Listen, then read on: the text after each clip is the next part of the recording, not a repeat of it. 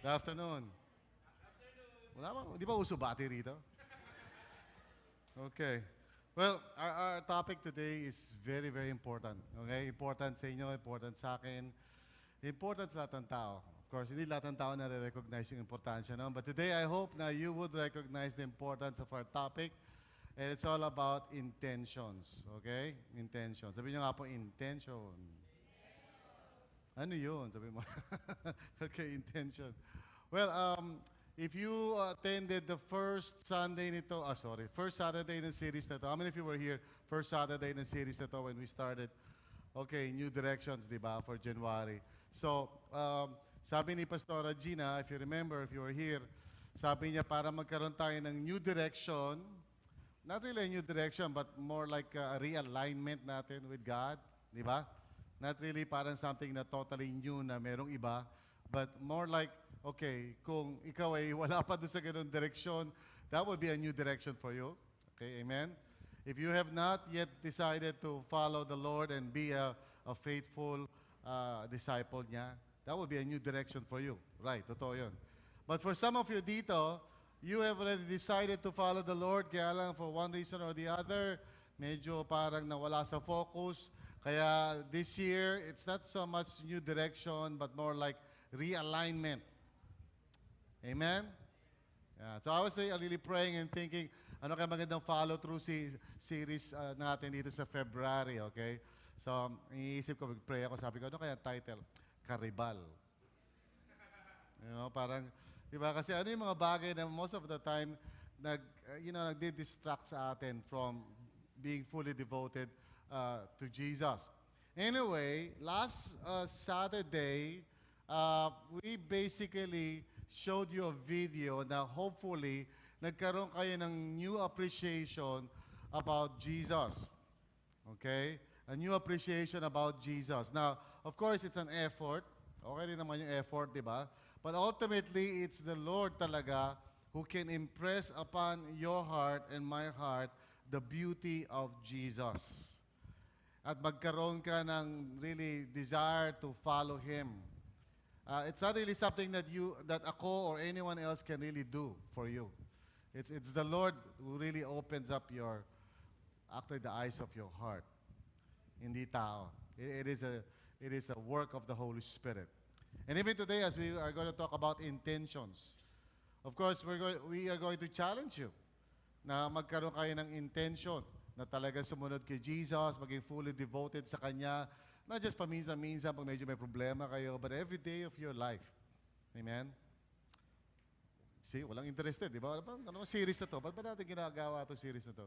Anyway, so last week, we talked about the new attraction, which is not really a new attraction, but more like, a refreshed version ng attraction natin kay Jesus. So today, we are going to talk about the second part nun, which is yung intention. Okay? Ano ba ibig sabihin ng intention? Okay, just, right now, just tell the person beside you ano pagkaintindi mo sa intention. Sige, sabi mo, just talk to the person beside you. Para sa akin, ang intention ay, sige, sabi mo, okay, go ahead. Intention. Okay. Ano ibig sabihin ng intention? Walang corny ha, yung totoo talaga. Ano ibig sabihin ng intention? Okay.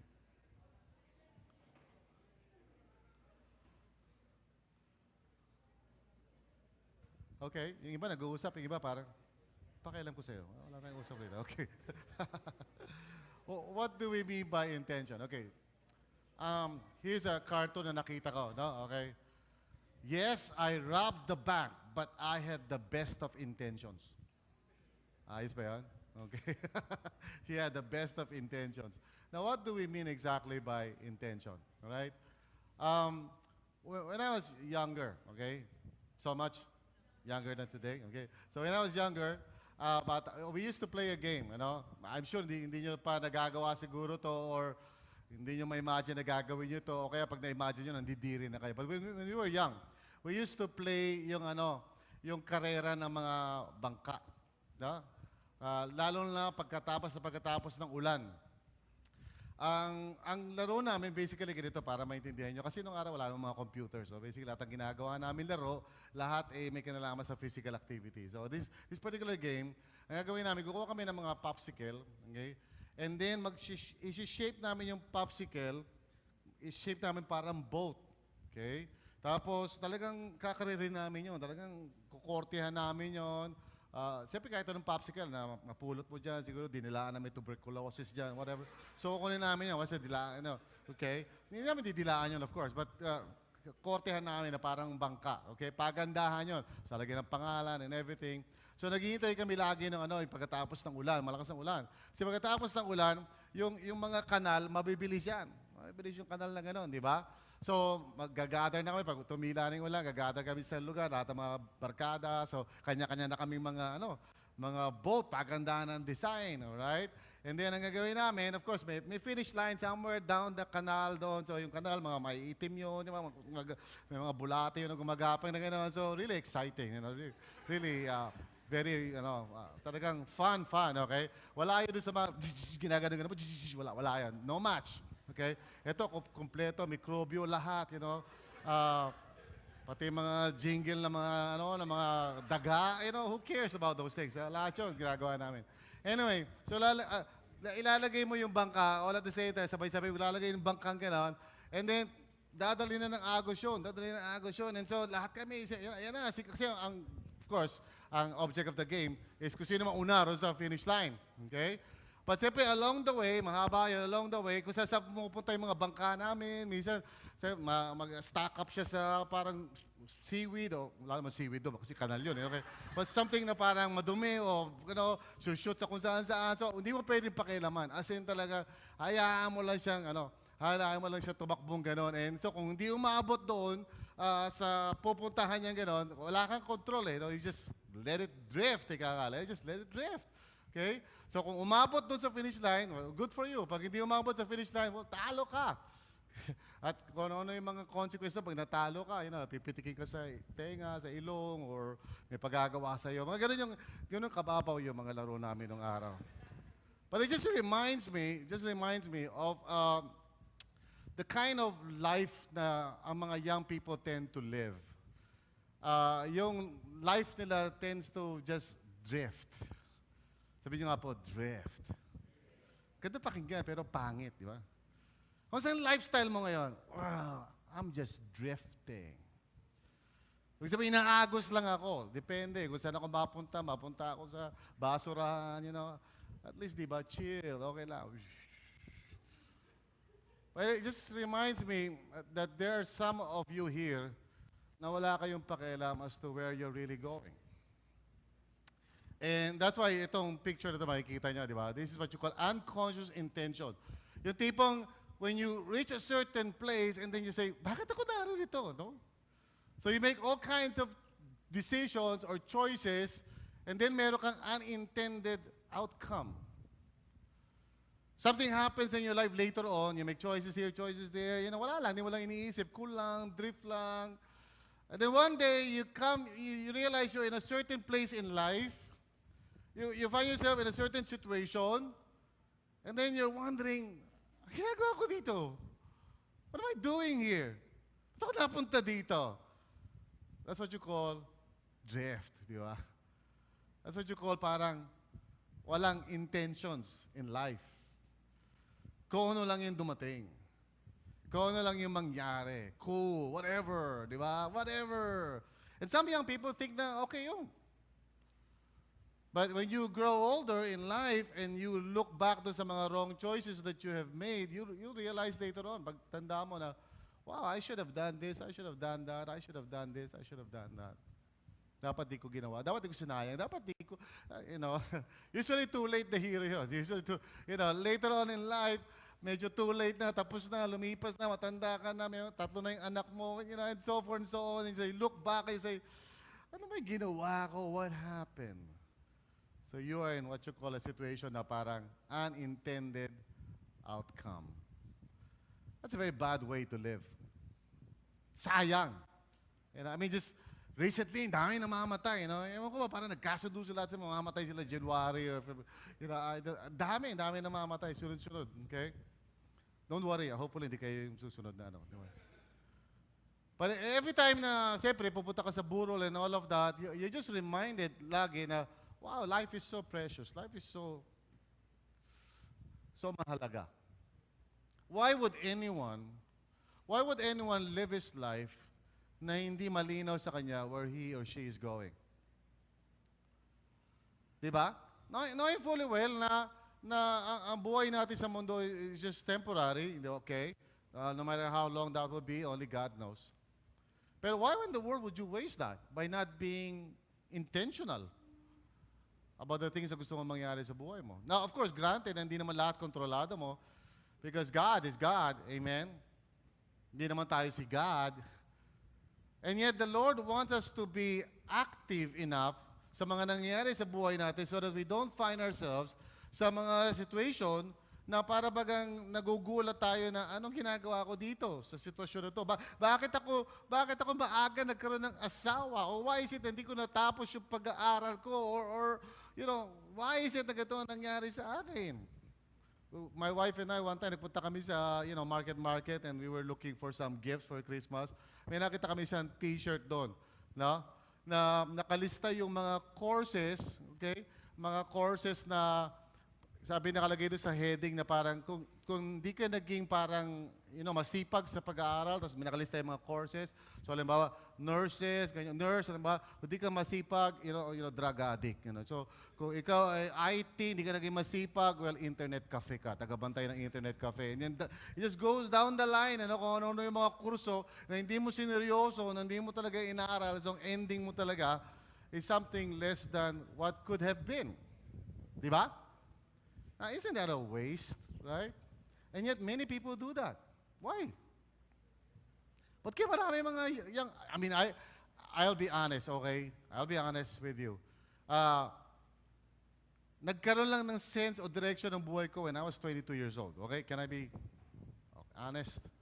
So, mula nung naging teenager ako, 12 hanggang 22 years old, that's 10 years, right? Am I correct? 10 years, I was just drifting. As hindi ko alam kung anong gusto kong gawin, anong gusto kong mangyari sa buhay ko. Kasi, wala akong pakialam. Sige lang, okay lang, cool. Kung anong mangyari, mangyari. Kahit na may mga nagbababala sa akin, uy, huwag mong gawin yan, don't do that. Wala kang alam. Basta ako, matalino ko, alam ko kung ginagawa ko sa buhay ko, pero in reality, di ko alam.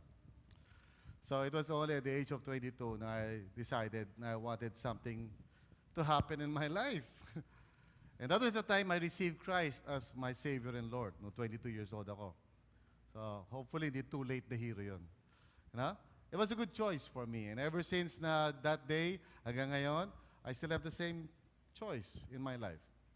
Na I will serve the Lord. I'm 53 years old ngayon and alam ko hindi halata. Pero anyway, so let's just continue.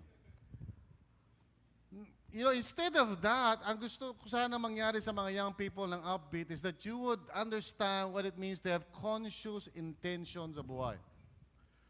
Wherein yung mga choices mo are really leading toward the intended outcome na gusto mo mangyari sa life mo. Meaning, alignment. Okay, gusto mo maging ganito ka? Well, you better decide toward that. Hindi yung gusto ko maging maganda ang kinabukasan ko. Okay, that's a nice goal. What are you doing? Mga young people, pag tinanong, ano gusto mo mangyari sa buhay mo? Well, sana ganito, sana ganyan. And ang ginagawa mo ngayon? Well, I'm doing something contrary to the very thing na hope for ko. Isn't that foolish? Di ba? Parang pupunta ako sa Cubao, nasa ka ngayon? Nasa Loto. Anong ginagawa mo roon? Or bakit ka nakasakay sa jeep na papuntang Binyang kung pupunta ka ng Cubao? What are you doing? And yet, so many young people are like that. Ito, sailing, Ito, totoong sailing na. When we went to Chicago, hindi, joke lang. No, when we went there, anyway, totoo naman, napunta kami last year. Sumakay kami sa sailboat. First time, sailboat. Okay? Nung palabas kami ng what do you call that? Yung bago mag-break water, okay? Yung parang doon sila nakapark lahat ng mga sailboat nakapark doon. So nung nandun kami, nung palabas kami doon, demotor pa kami.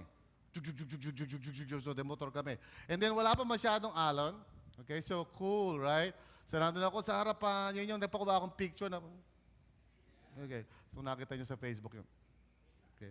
So parang, kunyari, parang, okay. O, kasi wala cool na cool eh. Paglakpas namin ng breakwater, biglang umaalon lang po ng umaalon. Ang lakas na ng alon. And then, pinatay nung may-ari, yung may-ari ng sailboat, yung makina. Sabi ko sa sarili ko, bakit pinatay? Balik na tayo. Anyway, di ko sinabi yun kasi nakakahiya. Kailangan macho ka, di ba? Okay, saan tayo pupunta? Pero unti-unti, nasisisik na ako. Kasi gano'n yung sailboat, And then, pinutap yung sail. Nung pinutap yung sail, siyempre, inipan na ng hangin. And so, we were sort of parang feeling ko parang at the mercy of the wind. But it's not really true. Because yung salesman, not salesman. Sailor, whatever. May-ari ng yate, okay? He knew how to go along with the wind. He was still intentional. He was telling us, okay, sa kaliwa tayo, put the sailboat on the left side of the boat. Lahat kayo, punta kayo sa on the right. So, sunod naman kami. Malay namin kung di ba? Lahat kayo tayo, punta kayo sa kaliwa. So, punta kami sa kaliwa. Kasi we had to intentionally follow the wind. In a sense, yung wind is blowing us according to its own wishes. Di namin kontrolado yung wind. And yet kami, meron kaming choice, or at least yung may-ari ng sailboat, meron siyang choice kung saan namin tatapat yung aming sail. Galing nyo talaga, di ba? Salesman, okay. Sail. And I just thought about that while preparing this message, and I realized that that's how the Christian life ought to be. Sabi na ng Holy Spirit blowing as He wishes. We don't really know where. Pero you can have the intention to always put your sail kung saan siya umihipan so that He can lead you and guide you. I think that's a good picture ng Christian life. Now, some of you dito, I'll ask you a very pointed question. Are you doing that? Are you putting up the sail of your life? Hindi yung sail na 50%. Sail, yung what's Tagalog yan? Ha? Layag? Layag. Depende sa accent, Kasi pag... Okay, yun, sail. Are you putting up the sail of your life toward the wind of the Holy Spirit so that He can lead you and guide you toward the future that He wants for you? Or are you just drifting along? Kasama mo mga crowds and friends, Kung ano mangyari. Kung wala, di wala. Kung meron, di meron. Are you just drifting along, wala kang pakialam where you're going? Are you making conscious decisions and saying, I don't want to be there. I want to be here. So, conscious intention that leads to action. So this is more than just parang a desire. Okay? Again, when I was younger, so much younger than today, okay? Nagkaroon ako ng desire na tumugtog ng saxophone. Really? So, madalas ginagawa ko, tumatayo ako sa harapan ng salamin, tapos, so, pag nakikinig ako ng mga Kenny G, ganun, parang sinusund ako. Ginagaya-gaya ko. Until one day, ewan ko sino nang usap sa akin, pero nagkaroon ako ng thought. Sabi niya, bumili ka kaya ng saxophone, saka mag-practice ka. Okay. So, tumingin ako sa tindahan, sa music store, tinanong ko magkano yung saxophone, daan-daan libo, mga kapatid. So sabi ko, forget the saxophone. Sax na lang. Okay. In other words, I only had the desire but never really had the intention. You follow me? So some of you, di ba, meron kayong mga desire and then pag medyo naging mahirap na ng konti, may challenge na ng konti, parang, huwag na hala, ayoko na yan. Hirap naman. Yeah? So that's what you call just a mere desire but not really an intention. Kasi if it's an intention, you will follow through with action. And in the Christian life, kung meron ka lang is a desire, alam mo, gusto ko talaga mag-grow. Talaga? Oo, gusto ko. But you don't follow through with an action, you only have a desire, not really an intention. I want to be used by God. I want God to really have a full control sa buhay ko so that all that His plans for me will come true. Wow. Is that a desire or an intention? Kasi if it's a desire, you know very well na when a person has that kind of direction, well, Satan and his demons and everybody will try to stop you from doing that kasi alam niya how scary it is kapag ang isang tao is fully devoted to Jesus Christ. Alam ni Satan yun. So he will stop you. He will cause your family to be against you. He will cause you to, to have financial problems. He will just stop you. Satan doesn't want any one of you young people to rise up in this generation and be counted as a follower of Christ. Ayaw niya yun. He's scared. Because magkaroon lang ng isang young person who is fully devoted to the Lord, tumba na lahat ang mga bagay-bagay na hawak-hawak ni Satan sa mundong ito. Just one young person, plant him in a college, in a school, fully devoted to Jesus Christ. That school will be turned around for Jesus.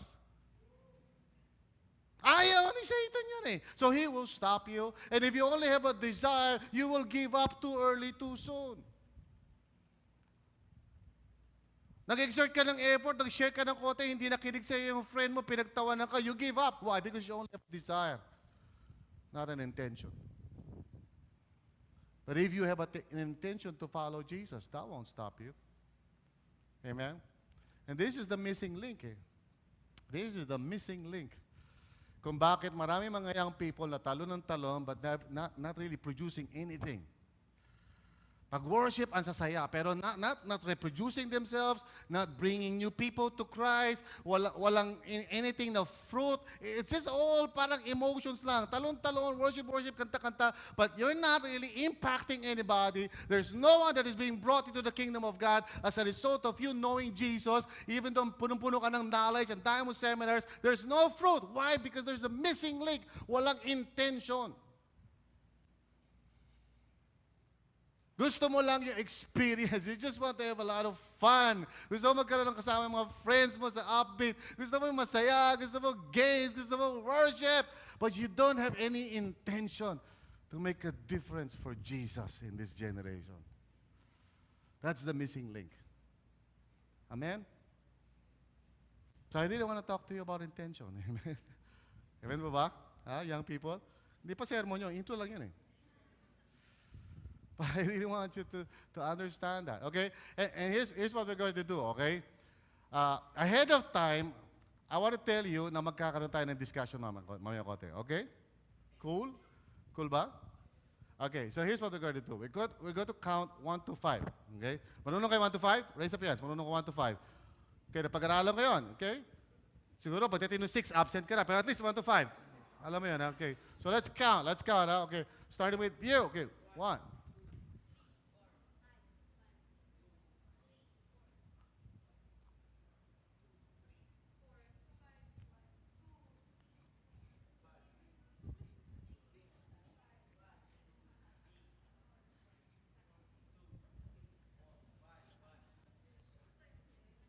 Okay. 5. Ano, wala na, walang salita na. Parang, 4.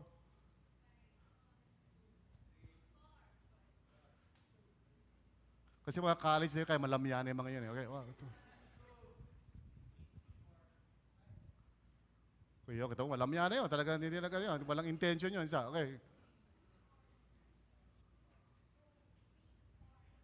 Alright, good, cool, alright. So lahat ng mga number 1, pay attention sa question na yun. What are the 2 components of conscious intention? Alright?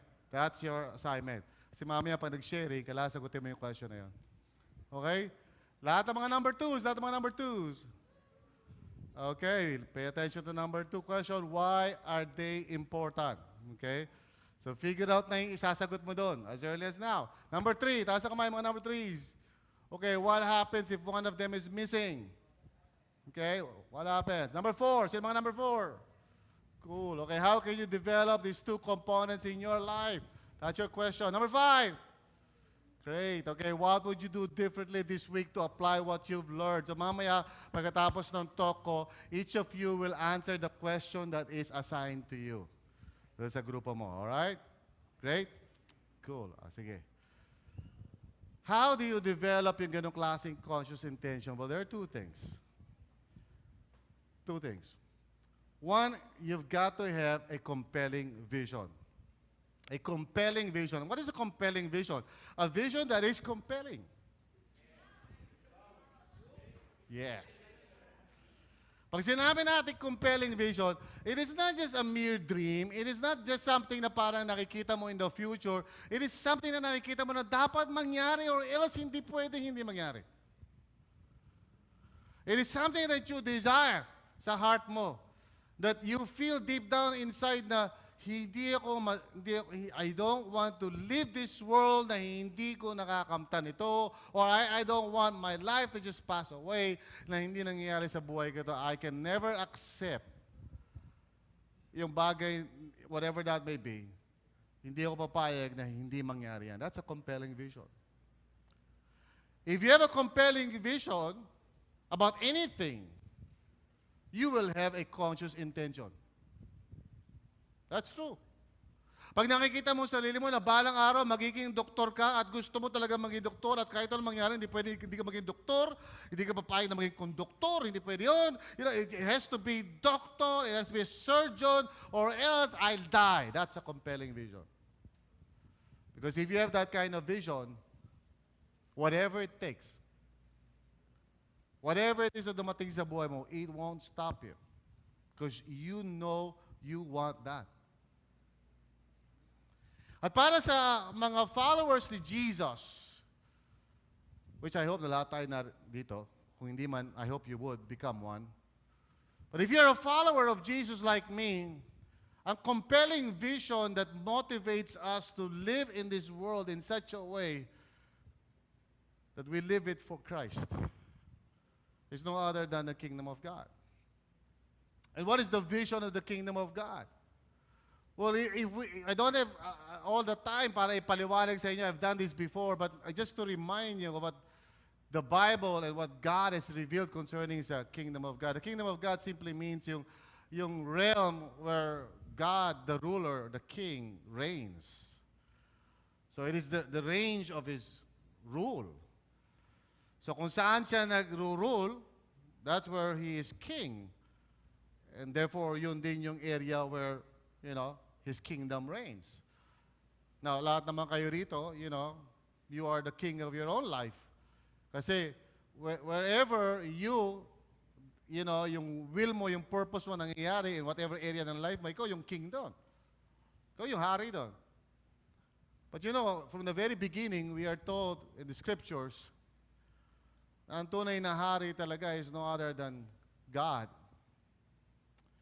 Pero ang tao is chosen to, you know, stage a coup d'etat against God.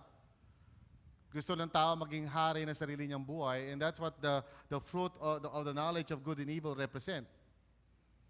Sabi ni Lord, don't eat that. Why? Inggit ba si Lord dun sa fruit na yun? Hindi.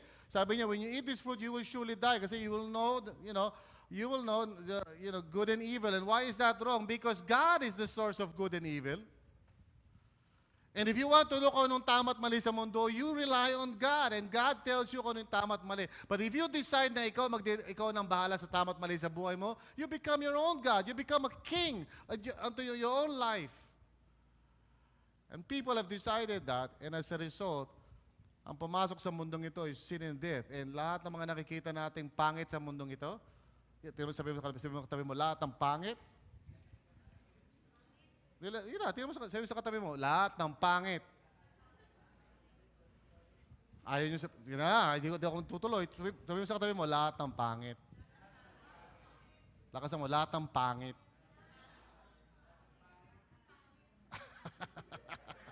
Yung iba, wala rin lahat eh. Pangit na lang eh. Pangit. Dapat lahat ng pangit para hindi naman offensive. Lahat ng pangit. Ay galing sa kasalanan. Ano yung kasalanan? Basically, yung tao na ayaw magpasakop sa rule ni Lord. And as a result, magulo ang mundo natin. So, okay, magugulat kung meron mga, Yolanda, mga ganyan-ganyan. It's just all part of the fallenness of this world. Don't be surprised. And every time na pupunta kayo sa burol, it just reminds you that, well, this is not the kind of world that God originally created. But what is the vision na binibigay sa atin ng Panginoon? A compelling vision. There's going to be a new heavens and a new earth someday. God is going to restore everything.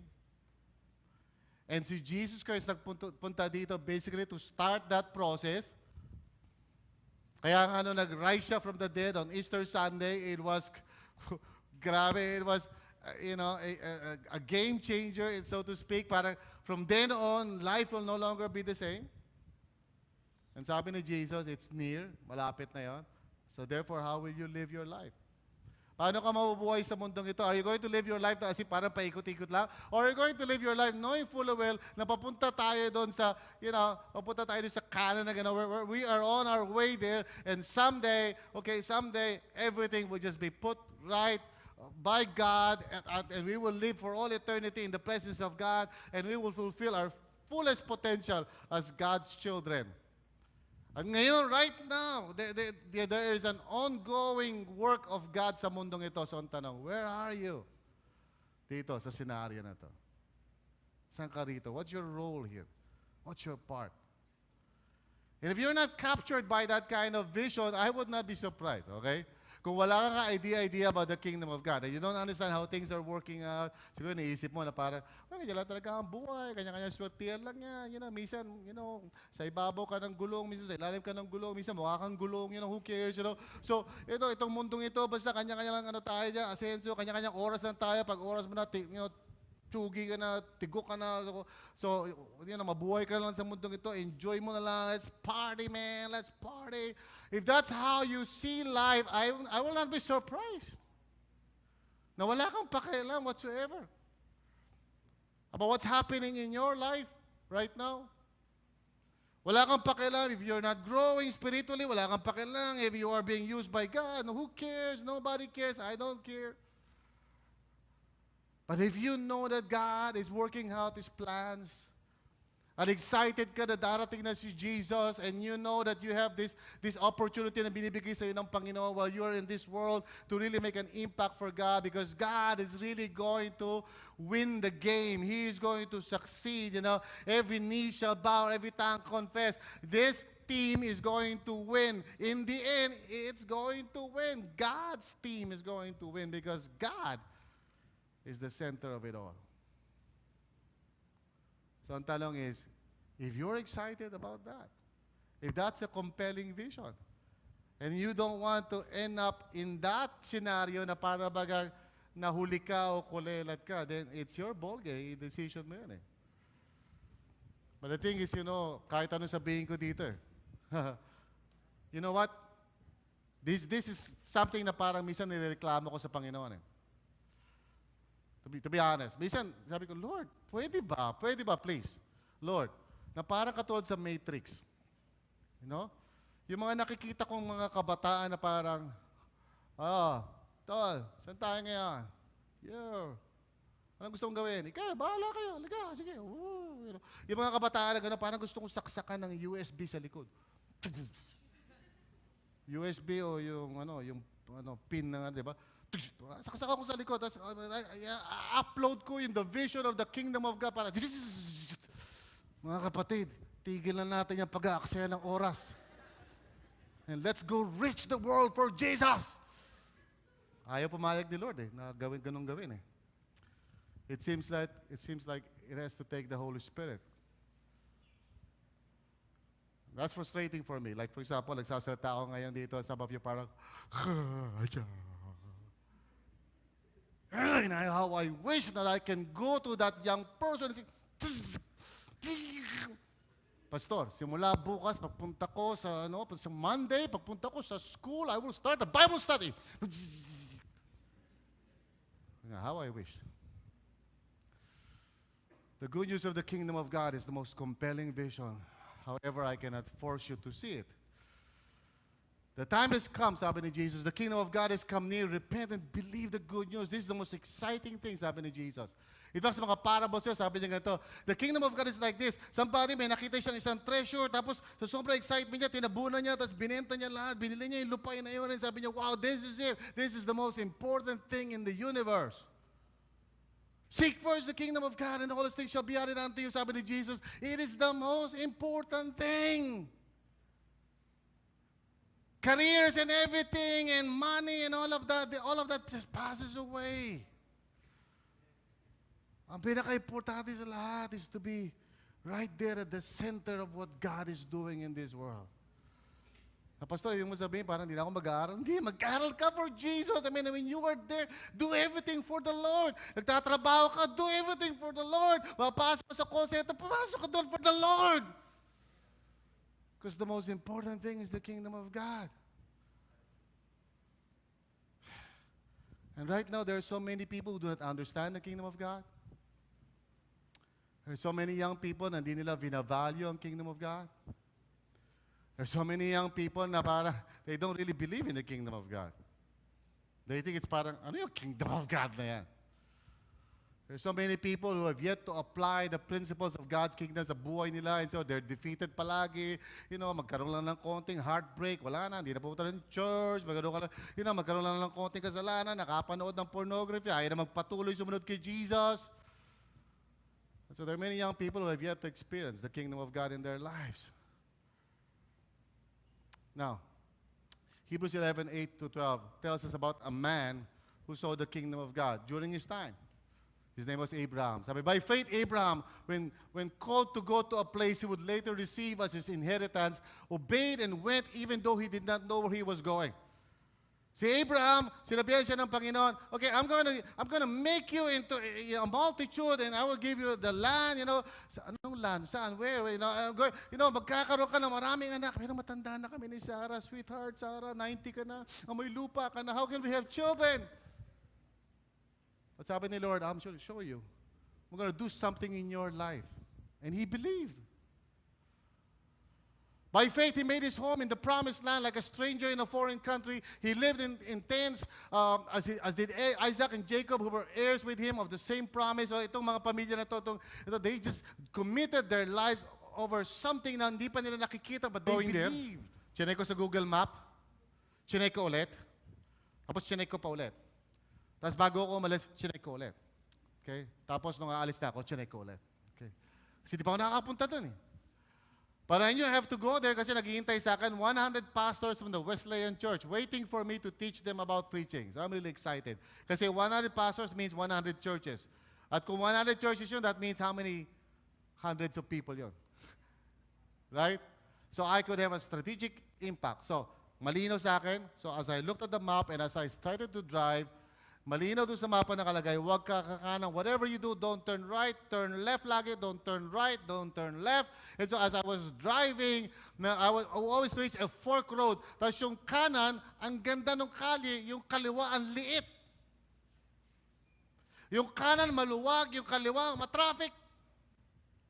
But the map says, don't ever turn right, just turn left. Whatever it takes, turn left and you will reach your destination. So at the moment na nandun ako sa fork road na yun, parang, ang ganda nung right, grabe, ang luwag, ang sarap, maganda yung view dito sa kaliwa, parang may mga kambing, I don't like it. But I've got to turn left because of my intentions to reach my destination. And sure enough, I reached it. Hallelujah. Amen. And you, a young person, kung wala kang vision sa buhay mo, wala kang compelling vision that you believe God is going to use you, turn right ka ng turn right. Liko ka ng liko. Pag may dumating na love life, kahit na yung love life na yun, dadali ka sa mali, sige ka rin, wala. You're not thinking. Pag may in-offer sa yung trabaho na alam mong paliko yun, hindi ka dadali na sa dapat pupuntahan, sige lang. Depende sa emosyon. And then one last story. I was talking with a pastor, kumakain kami ganon. And as we were talking over lunch, sabi niya, taga saan ka? Sabi ko, taga San Pedro po ako, pastor. Sabi niya, talaga, madalas ako dyan sa Calamba. Sabi niya, oh really? Sabi ko gano'n, bakit? Dahil sa anak ko.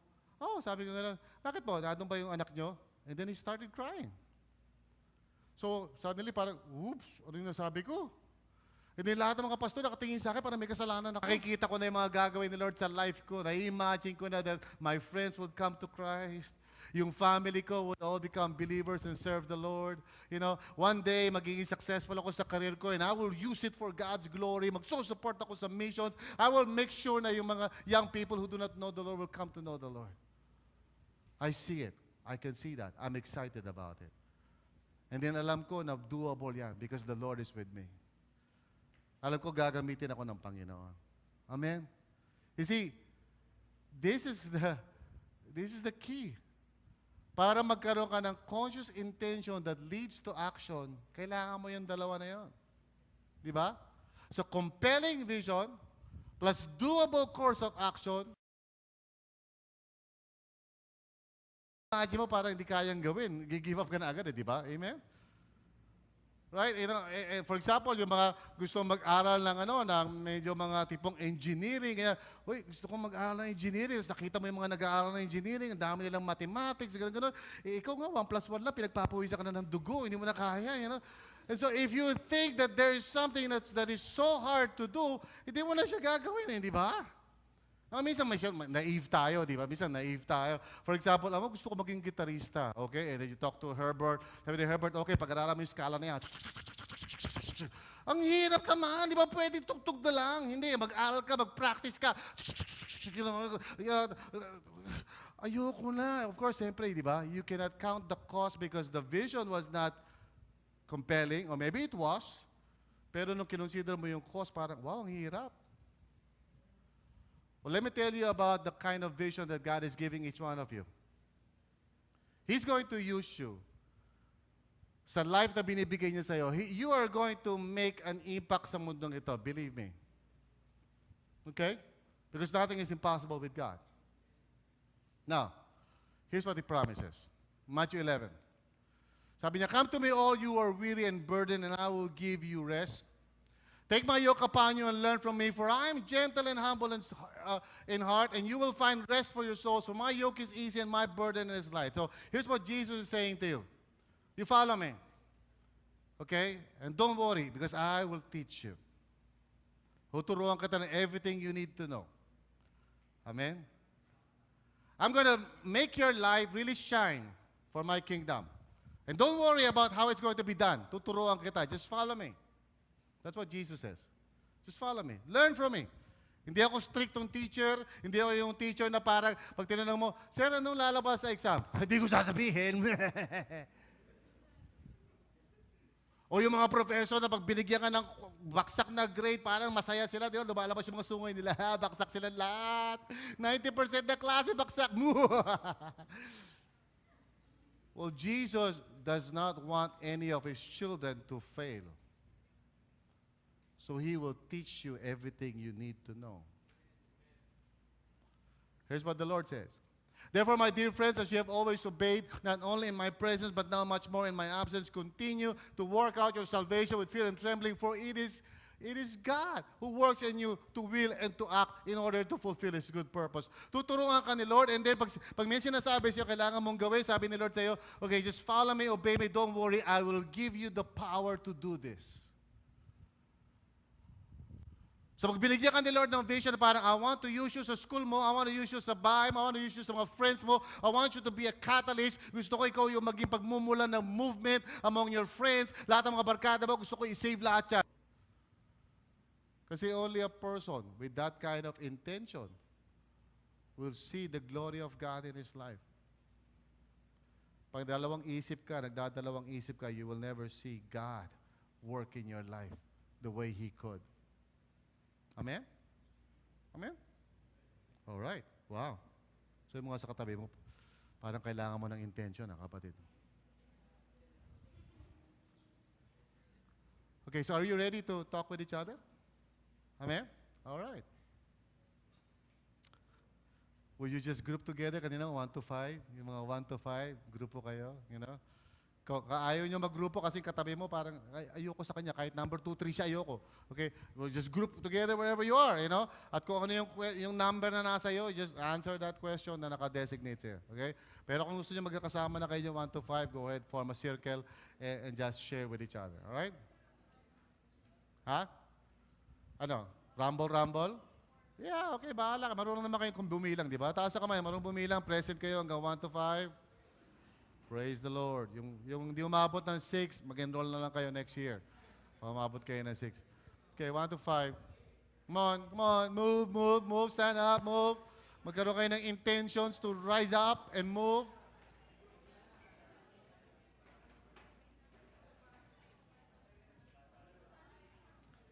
Okay.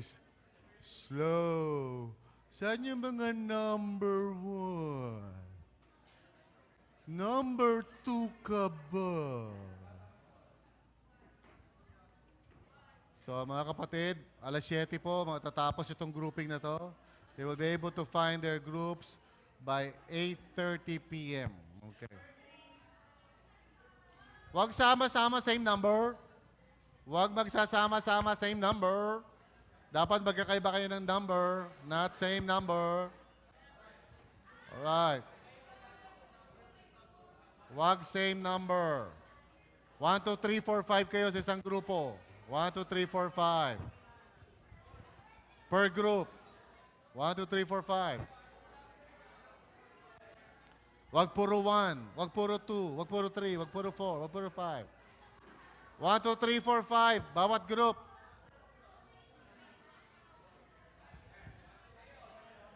1, 2, 3, 4, 5 for each group. Pakipalabas yung question.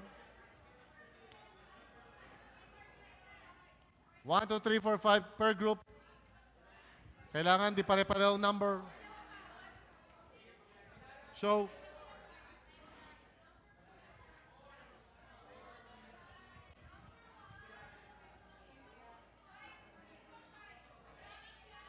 Alright. Well, this is the recorded version. Hindi dapat ito. This is the recorded version. Take guys. Recorded version ito. Ang ilalabas nyo, hindi recorded version.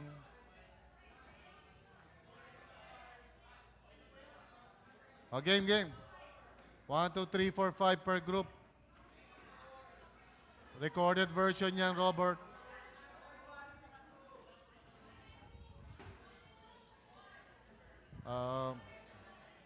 Asan si Paul Jean? Paul Rivera. Recorded version yan. Diba? Ano ba yan? Recorded? Hindi? Okay. Thanks.